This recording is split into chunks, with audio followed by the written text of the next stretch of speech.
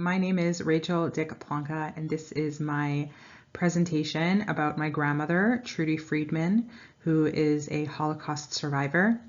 And I am sharing this story as part of the DOOR program at the Los Angeles Holocaust Museum here in LA. So this presentation is part of a program, the Descendants of Remembrance program at the LA Holocaust Museum. And I'm telling this story because there are less and less survivors, Holocaust survivors, around today to tell the story than ever before. And my grandmother was very important to me. She lived a few blocks away from me. She helped raise me, and she was just a huge part of my life and my childhood. And I always knew that my grandmother had gone through something really horrible. Helen Epstein, in her book, Children of the Holocaust, likes to say that children of genocide are born with the memory, meaning we don't necessarily remember learning about the genocide, or in my case, the Holocaust. It's just something almost like we're born with it. It's just a part of us before we even could speak. And I very much resonated with that when I read that in her book. That very much felt like a part of my experience. I remember as a small child, I was very young, I was probably 2 or 3 years old, and I remember laying on my grandmother's couch. It was a blue velvet couch covered in plastic, and I was laying with my head on a pillow, and I was drinking a bottle of chocolate milk. And I remember looking at my grandmother, who was sitting in a rocking chair next to me, and she always had a prayer book in her hand, and she was rocking in the rocking chair, and I just felt so safe and so loved by her. But I just remember looking at her and knowing that she had survived something. So on their wall in my grandparents' house, there was black and white pictures of deceased relatives, of people that had passed. My grandfather also had a tattoo on his arm, and I didn't fully understand what that meant. But there was definitely something there where I understood that my grandparents had survived something really huge. And as I grew, I started to think a lot about generational trauma, and generational trauma is something that we all have. All of us inherit some of the trauma that the people who came before us endured and survived. And I like to talk about the impacts of generational trauma because it's so important to realize what we've inherited and what we get to heal. And we don't always know how to deal with it, but I think the first step is really just recognizing and paying homage to the stories that created us and the life that came before us in our ancestors.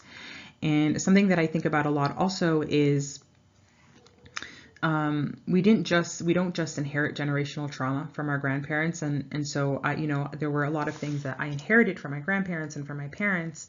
A lot of very difficult behaviors around food, a lot of anxiety. I always had fear that there was going to be another war, and these experiences that I describe are very common among descendants, 2nd, 3rd, 4th generation Holocaust survivors. These are very common experiences. But something that's not talked about as much is generational resilience. So yes, I inherited generational trauma from my grandparents, but I also inherited their resilience, their ability to go through something really difficult and be able to move on and live a full and fulfilled life. So I'm going to be talking about my grandmother today. I'm going to be sharing her story and her story of survival. Some things you should know about my grandmother. So she was a very, very enigmatic woman. She was very contradictory in a lot of ways. So she was a very religious woman, and her faith was very important to her. But in a lot of ways, she was also very modern. She loved fashion. She loved watching figure skating on TV in her kitchen. And she was a very open-minded woman in a lot of ways, even though she also was very devoted to her faith and her religious principles. She loved to cook. That was a way that she showed her love for people. She loved her grandchildren. She could be very judgmental sometimes and be very direct. and very cutting sometimes, but she was also just so loving and was such a safe space for us. And just, you would walk into her house and the smells would just tell you that you were home and you were in a safe place. Yeah. So a little bit about my grandmother from before the war. So as you can see on this slide, here is a map of Slovakia, and this is where she grew up. So when she grew up in Slovakia, it was actually called Czechoslovakia. The Czech Republic and Slovakia were one country. And the city that she grew up in was called Bratislava, which is the capital of present-day Slovakia. And she actually grew up on the outskirts in a little town called Pressburg. Pressburg, and here this picture is a picture of a street in Pressburg. I got this picture from Yad Vashem. So she was born in Pressburg on July 16th, 1927. She was one of 4 children. So she had an older sister, an older brother, and a younger brother. And she was very proud of her German roots. She described her childhood as very happy-go-lucky, very idyllic. Life in Pressburg before the war was very vibrant. There were a lot of Jewish rabbis and cantors, and it was really a center for Torah learning, for Jewish life. And her family lived in Pressburg, in this city, for many, many generations. So they really thought of Pressburg as their home. My grandmother described school. She loved learning German poems, and really had a beautiful childhood until 1938, 1939, when things started to change. So this is a picture of my grandmother's family. This was the last photo that was taken of the family before they were deported to Auschwitz. So I believe this picture was taken in 1943 or 1944. In the back row, all the way on the left, that's my grandmother, Trude. And then next to her is her brother, Menachem, her youngest brother, who unfortunately did not survive the war. Next to him is Yitzchak, her oldest brother, who is also known as Bubi. And then all the way on the right is her sister Yehudis, or Yudit, who is also known as Mady. And then in the front row is her mother and father, Tzartel and Avram Ashi. And then the inlay photo is her paternal grandfather, Rabbi Shmuel Donath. So her family was very religious. They celebrated Shabbat. Her father put on tefillin every day. She shared that many of her uncles and grandfathers, her grandfather and many of her uncles were rabbis. They were cantors. And she grew up in a small apartment with 3 rooms. And she loved children and said that when she grew up, she wanted to be a nurse or a writer, which is interesting for me because I didn't know this about her, but I did end up becoming a nurse, and I also ended up becoming a writer as well. So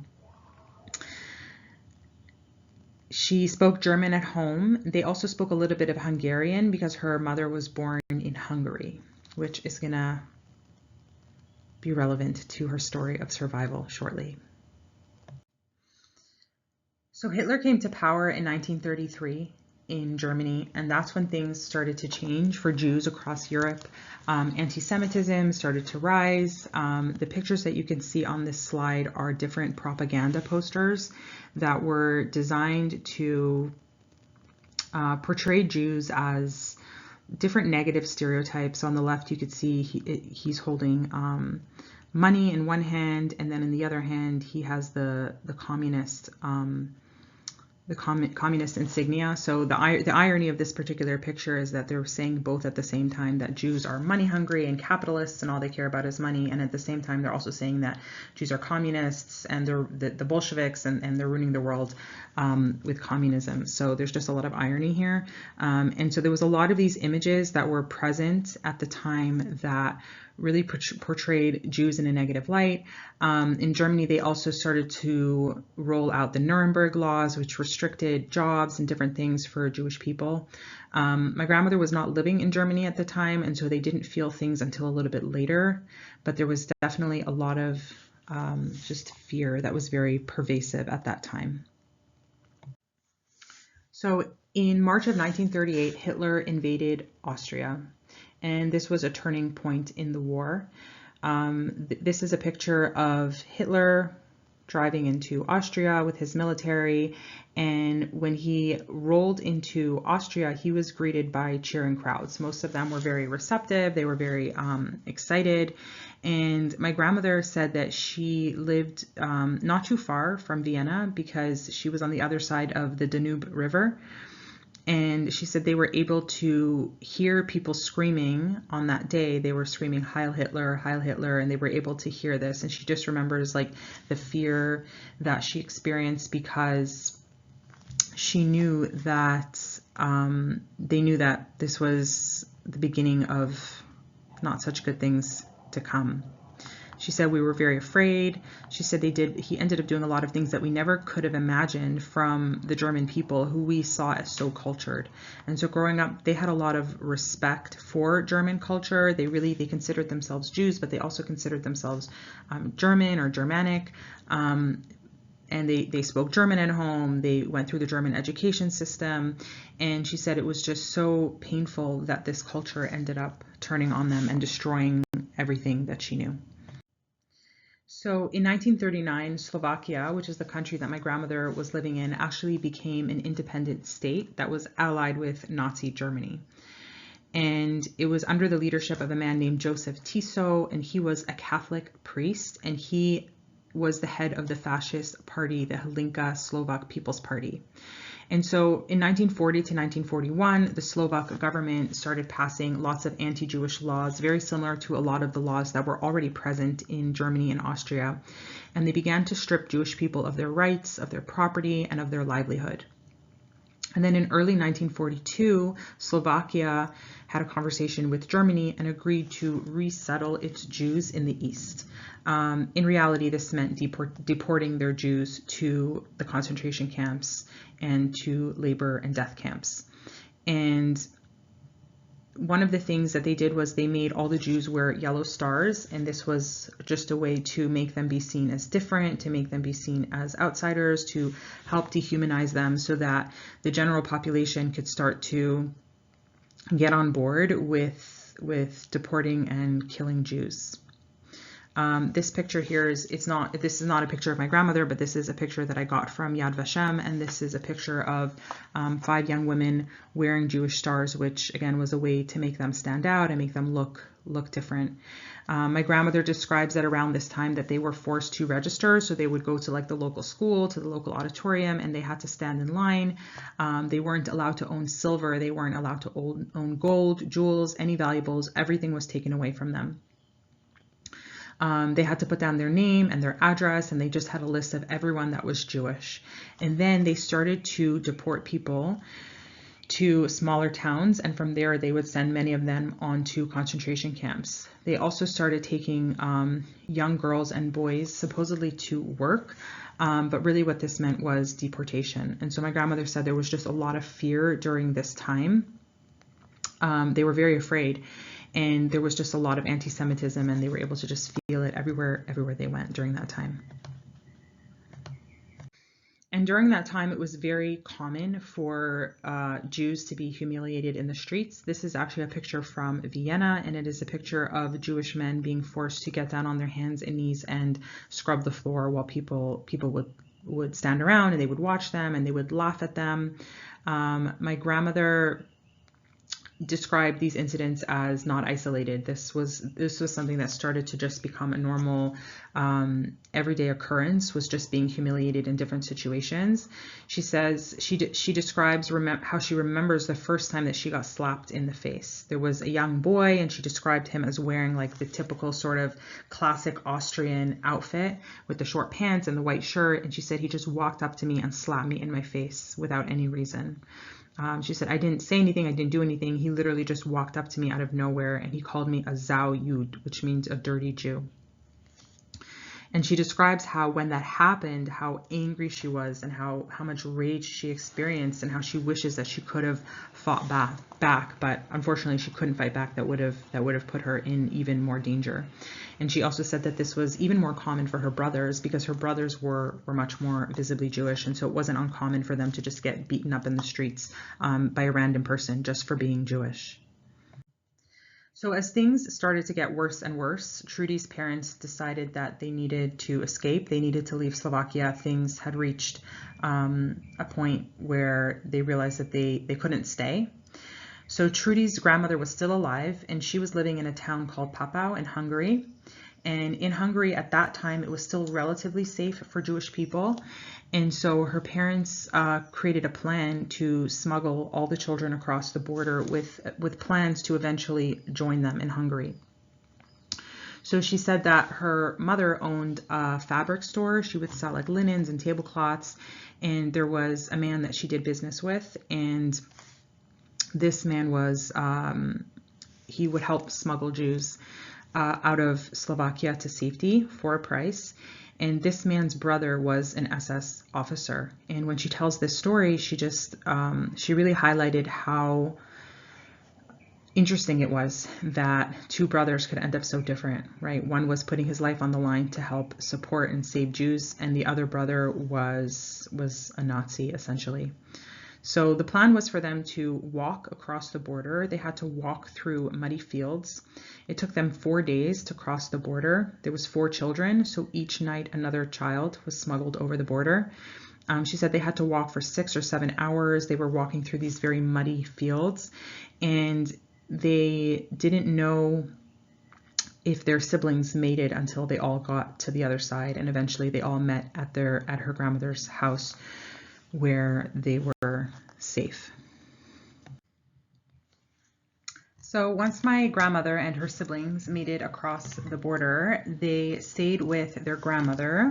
Her name was Bela Levy. So this is a picture of her on this slide. And then on the inlay is a picture of her husband, who was Reb Eliezer Halevi.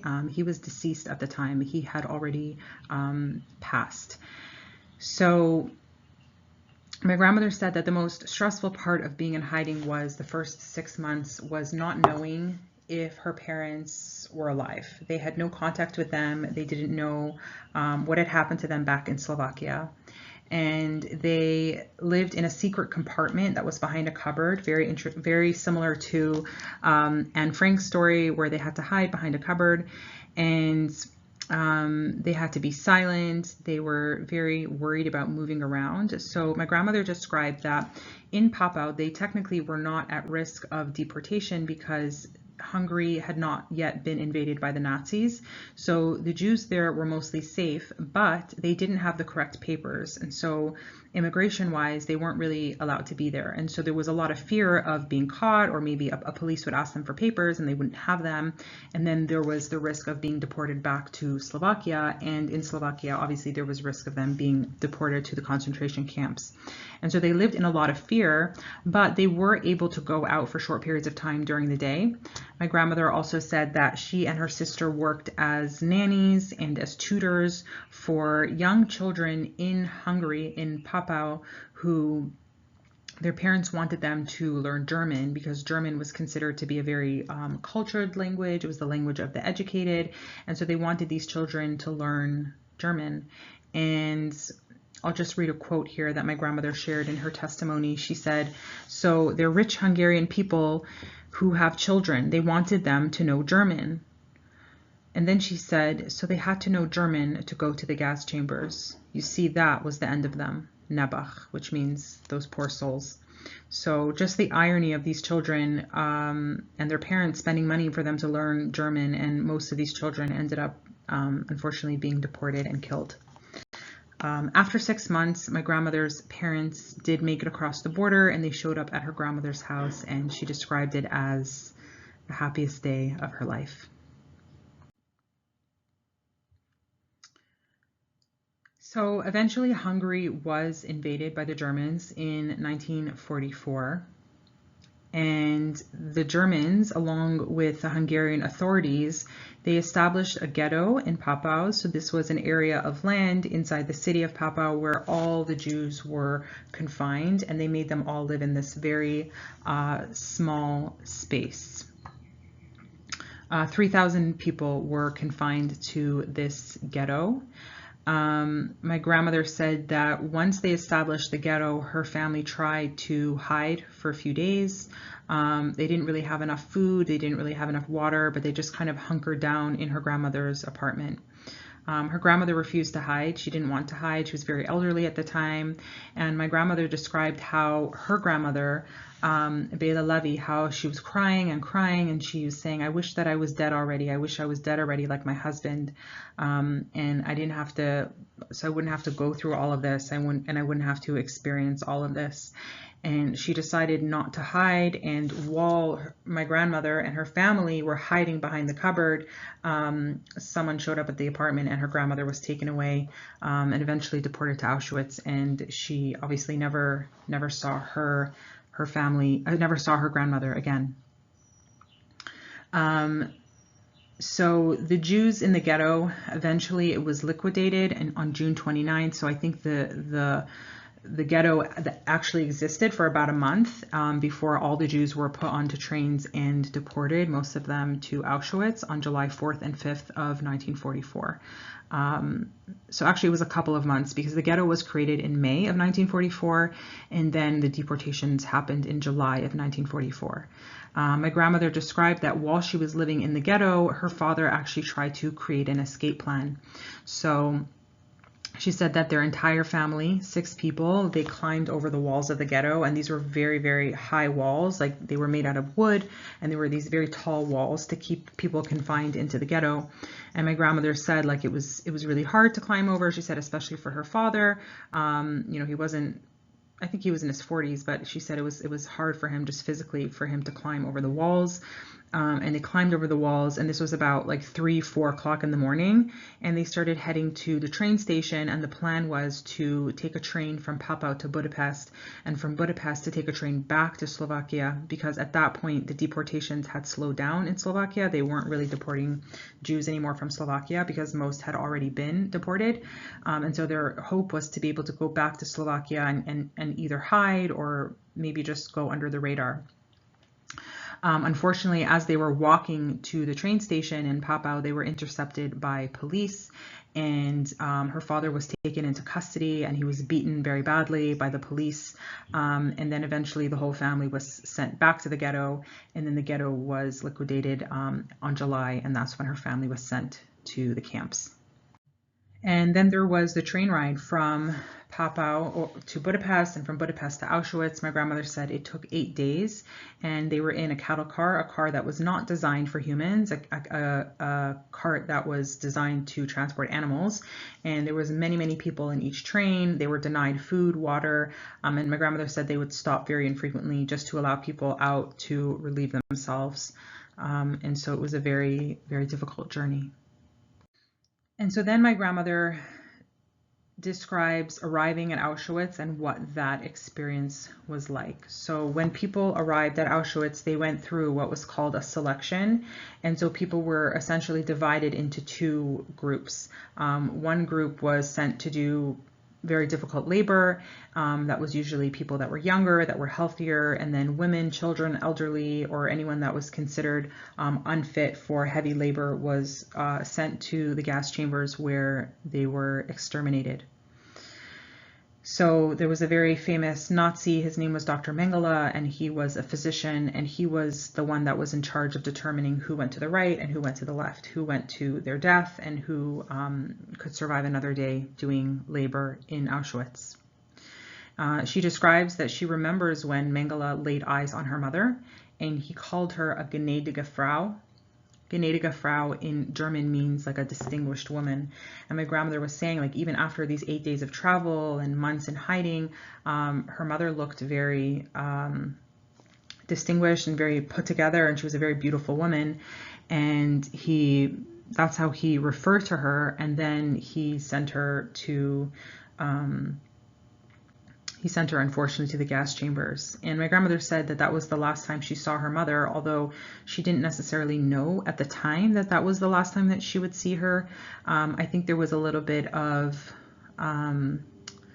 protecting herself from what was actually happening. So my grandmother described that they knew that wherever they were being sent, wherever her mother was being sent, they knew that it wasn't good, but they didn't actually allow themselves to fully comprehend the reality that those people had literally been sent into the gas chambers where they were exterminated and killed, and then their bodies were burned in crematoriums. She also describes that when they arrived in Auschwitz, so when the train rolled up into Auschwitz, she looked out the window and she saw all these she said, very skinny people in very strange outfits, and she didn't really understand what was going on, and it was just very overwhelming and confusing for her. And she said, these girls were going like this. They were signaling their hands to their mouth. They were basically signaling to the people on the train, like, eat what you can. If you have any food, eat it, because there's no food here. But she didn't fully understand what that meant. The way she describes it was the whole thing was just very disorienting and overwhelming and just very confusing, and she was just filled with fear.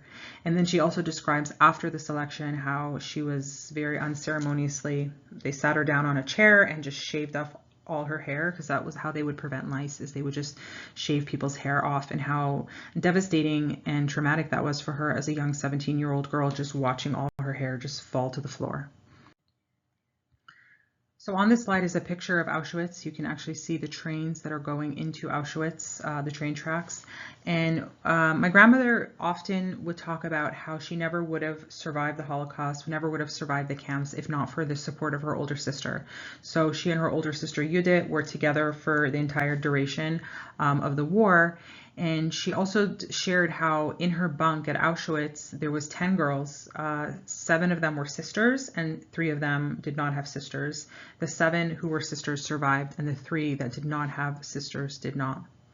She also told a story about when she was marching to Stutthof. So Stutthof was a different concentration camp that she was sent to after about 2 weeks of being at Auschwitz. They were deported to a different concentration camp called Stutthof, and they actually had to walk there, and it was just a very difficult journey.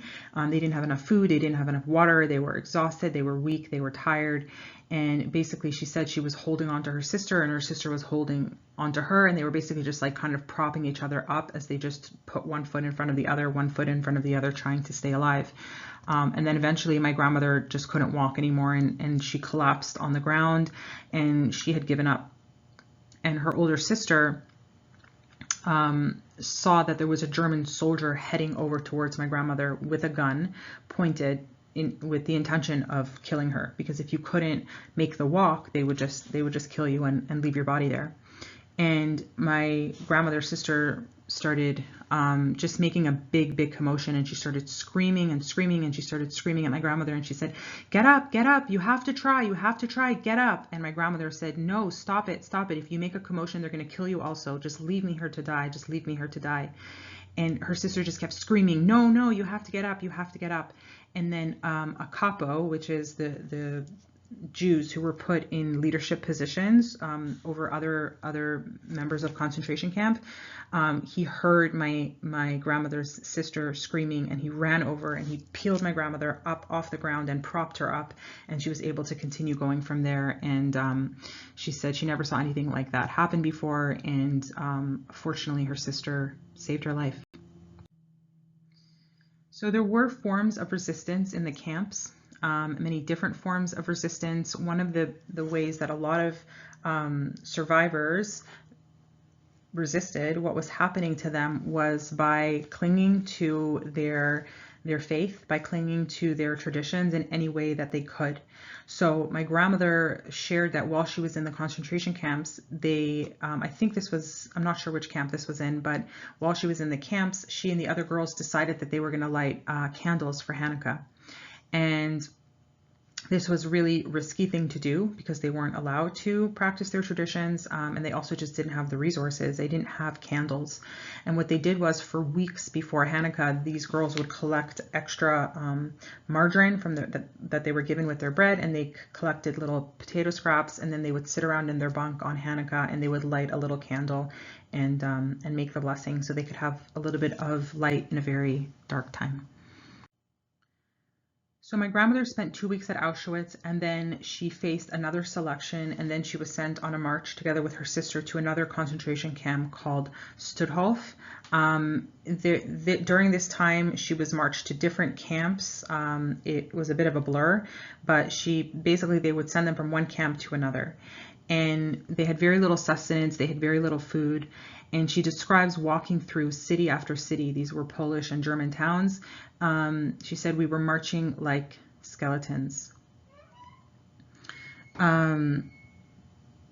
What was interesting about this experience was my grandmother shared that she said, a lot of people say that the German people, the Polish people, they didn't know that all of this was happening. But she said that they actually marched through cities and people looked at them and people saw them. So in her description of what happened, people absolutely knew that this was happening because they would see these very sick, emaciated prisoners of these different concentration camps. They would actually march them through different cities and villages, and so people actually did see what was happening. So eventually the Germans were starting to lose the war in 1945. They were pushed into retreat back to Germany, and as they were pushed into retreat, the Allies, the Russians and the Americans and the British, they began to liberate hundreds of different concentration camps that the Nazis had built all across Europe. The first concentration camp to be liberated was Majdanek in eastern Poland. And over the following 9 months, hundreds of camps were liberated. So my grandmother said that once she was liberated, and I don't have a lot of information about the actual moment of liberation. I think there was a lot of just chaos and confusion. And it's possible that during the march, they were possibly just left somewhere where they were no longer supervised and they were able to just kind of walk free. So I don't have a lot of information about her actual moment of liberation. Although my grandfather, her husband, he was actually liberated from Auschwitz. But my grandmother said that once they were liberated and once they were free, she said, we were free, but we had nothing. So they were, it was two sides. On the one hand, they were so happy that they were finally free and the nightmare was over, but at the same time, they had nothing. Their families were gone. They didn't have resources. They didn't know where to go. And so there were organizations that were set up to help the survivors, who they called them DPs, or displaced persons. And you can see on this slide, I actually got these two identification cards from the Erelson archives, and I didn't even know these pages existed before I put together this presentation. So on top is my grandmother, and that's her identification card, Trude Friedman, and then on the bottom is my grandfather's identification card. His name was Henry Friedman. My grandmother also shared, she used to say, our tsuris did not end after the war. Tsuris means troubles. And she said, there was just so much sadness and there was just so much grief and just so much shock about what had happened to the Jewish people. And it was just very, very hard to put the pieces back together after the war. So my grandmother describes going back to her hometown, to Pressburg. She discovered that her older brother and older sister, well, she was with her older sister the whole time, but she discovered that her older brother also survived the war. Her parents were gone, and unfortunately her younger brother, he died in the camps. They went back to their childhood apartment. So she and her two siblings, the three of them, went and lived in their childhood apartment, which was actually quite unusual for the time. Most Jews lost their apartments. By the time they came back, there were people living in them. People would just take the empty apartments for themselves. But my grandmother had some neighbors that actually saved the apartment for them. Interestingly, though, my grandmother said there were some things missing. So, her mother owned a linen shop, and so she had very beautiful linens and tablecloths. And she said that the neighbors, they saved the apartment, but they stole some of her mother's linens, which was obviously very upsetting for her, even though they knew that they were obviously very fortunate to be living in their apartment. She describes that one day her brother came home from the train station, and her brother would often come home from the train station and describe people that had come back. And he came home one day and he said, "You'll never believe who I saw. You'll never believe who I saw. It's Hashi Friedman." And Hashi Friedman was my grandmother's brother's best friend growing up. and he shared, he came back and he's here, and I feel so sorry for him. His whole family is gone. His parents are gone. His siblings are gone. He's the only person that survived from his whole family. And when my grandmother heard her brother share that, she was just so devastated and so heartbroken for this young man that had no family. And her brother had invited him over for dinner that night, and my grandmother said she felt so guilty that he was going to show up at their home, and here they were, 3 siblings that survived and were living together and rebuilding their life, and here he was and he had nobody. And she had so much guilt and fear about facing him. She was like embarrassed to even face him. And then she said he showed up at the door, and her brother opened the door, and here was this man standing there, and he was smiling. He seemed light. He seemed happy. He seemed to honestly not have a care in the world. And it was just so shocking to my grandmother. This kind of personifies my grandfather. Honestly, he was a very happy man, and he faced things with a lot of just humor and lightness. My grandmother was definitely a more anxious person with a lot of worries, and she took a lot of things in. So anyway, he came for dinner. He and my grandmother eventually started dating, and they went out, and they got married in 1949. At their chuppah, at their wedding ceremony, they both said Kaddish for their parents, which is the traditional prayer that is said for the deceased, for the people that are no longer here in this world. And you can see here on this slide, the top slide is a picture of my grandmother and my grandfather at their wedding in 1949, and standing behind them is my grandmother's brother, Uncle Bubby is what we called him, and his wife, and her name was Ditta. And on the bottom is another picture of my grandparents. So after the war, my grandmother describes living in Slovakia for several years. 1945, the war ended. She got married to my grandfather in 1949, so that was about 4 years of living there, and then she continued to live there for a little bit. I'm not sure how long, maybe about a year, with my grandfather. And she said life there was very difficult. The language in Slovakia was no longer German, so when she grew up, everybody spoke German. That was the national language. But after the war, Slovakia became much more nationalistic, and Slovakian became the national language. And so it was very hard for them because they didn't speak Slovakian, and so it was hard for them to earn a living.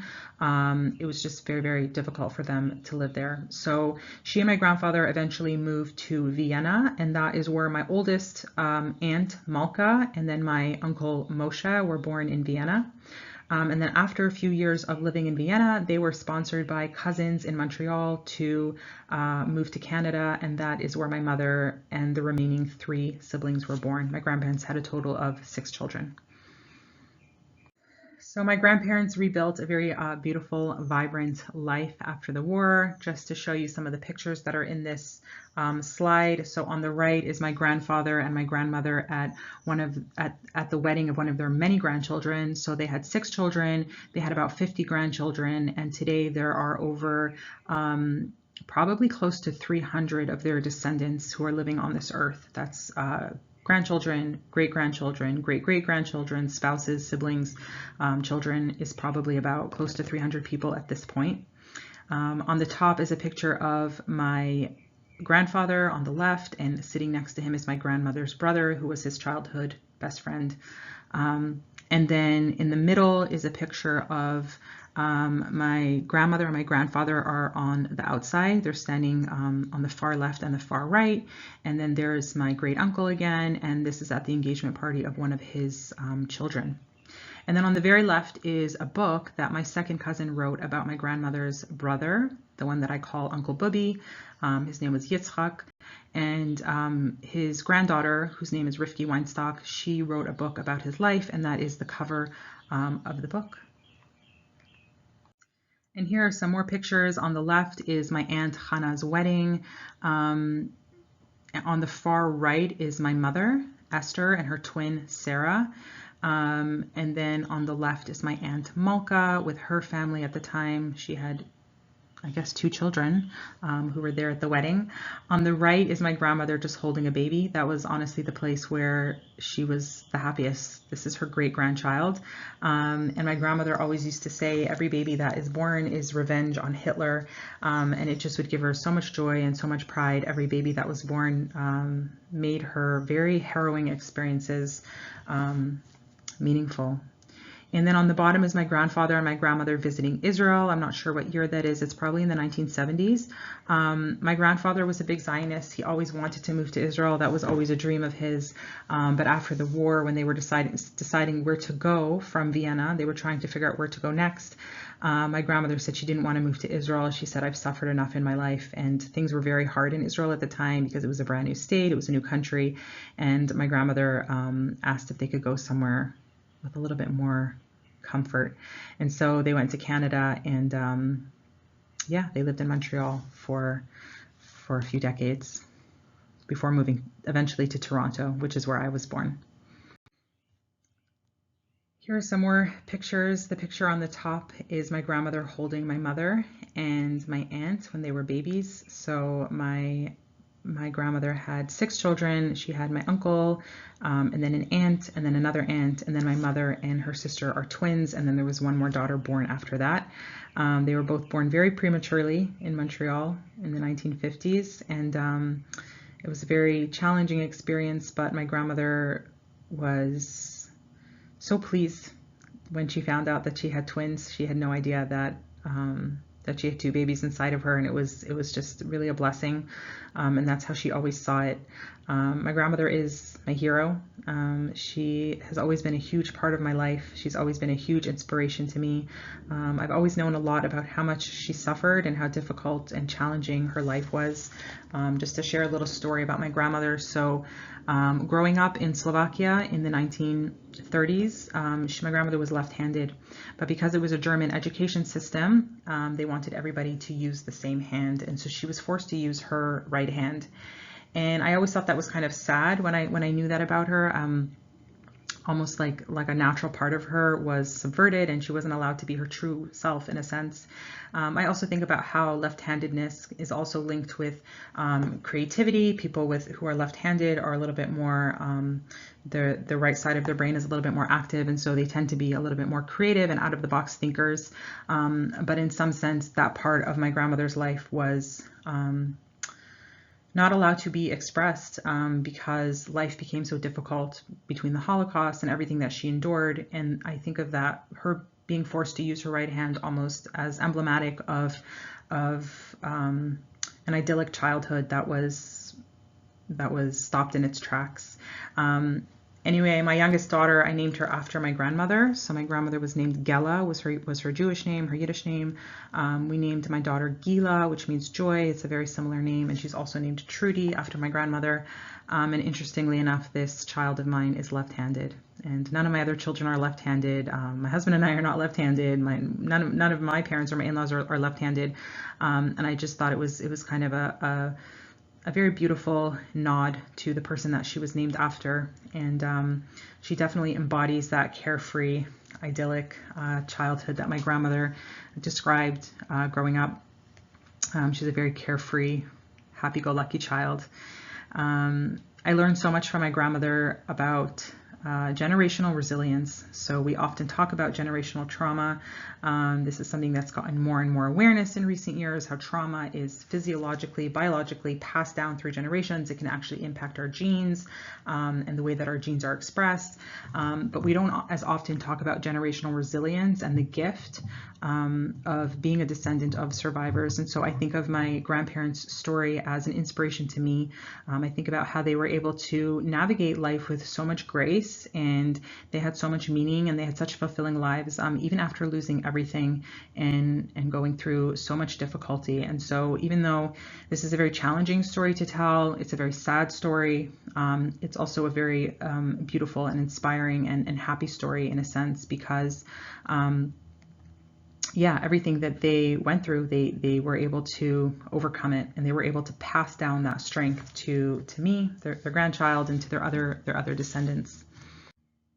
So here's a picture of me at my wedding with my grandmother. I see how she's smiling in the picture. There's a lot of meaning in this picture to me. I'm noticing that she's not wearing any lipstick. So after my grandfather died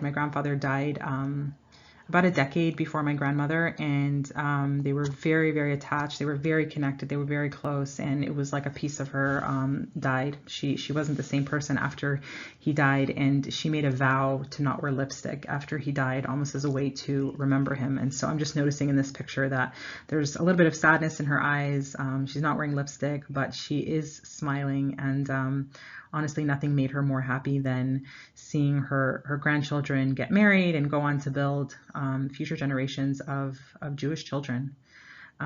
This is such an important story. So her story is now my story to carry, and this is a story that I'm just, I feel very honored and blessed to share this story. And yeah, my grandmother was just a very, very special person. And I just feel very lucky that I get to share this story, especially in a time where, unfortunately, anti-Semitism is on the rise, Holocaust denial is on the rise. There are still people that insist that the Holocaust never happened, which is so crazy to me because it's literally just part of my life. It's something I grew up with. These are stories that I heard. This is the community that I grew up in. And when I was growing up, many of my friends, their grandparents were also Holocaust survivors. And so this darkness, this cloud, honestly was just a part of my life. And I think that this process of diving into my grandmother's story and learning more about her and about where she came from and what she overcame has been such a beautiful and cathartic process for me to help lift that cloud and help gain some understanding into why it's so important to continue to tell these stories. So here on this final slide is a picture from my sister's wedding over 20 years ago. So as you can imagine, the family has since grown quite a bit since this picture was taken. But this picture is another illustration of what made my grandmother so happy and so joyful, which was just to see her children and her descendants living her legacy and her values. Thank you so much for listening to my door presentation about my grandmother's Holocaust story.